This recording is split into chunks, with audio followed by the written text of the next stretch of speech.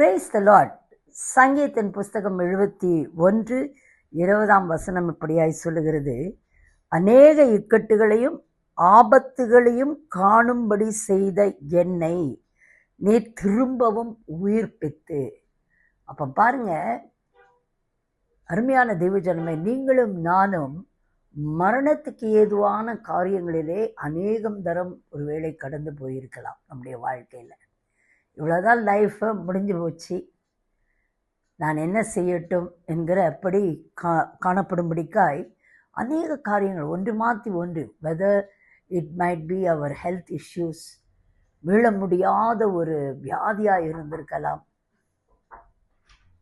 Terminal டிசீஸாக இருக்கலாம், அல்லாவிட்டால் மற்றபடி கடன் பாரங்கள் அழுத்தி அது நிமித்தமாய் ஒரு தற்கொலையின் எண்ணம் நம்மை பிடித்து கொண்டிருக்கலாம்.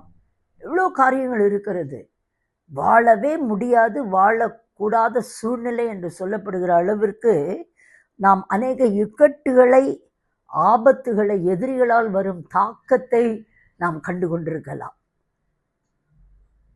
1-to-1 fight between the demonic powers. ஆனால் இன்றைக்கி ஆண்டவர் சொல்கிறாரு, அப்படிப்பட்ட நம்மை அவர் திரும்பவும் என்ன பண்ணாராம், பூமியின் பாதாளங்களிலிருந்து எழும்ப பண்ணினீர் என்று கர்த்தர் சொல்லுகிறார்.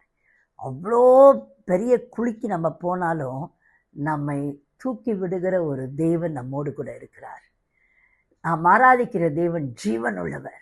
ஆகையினாலே நாம் ஜீவனோடு தேவனை ஆராதிக்கும்படிக்காய் நம்மை தப்புவித்து கொண்டே இருக்கிறார். Let us thank the Lord, and this is the prophetic word for you today. Amen.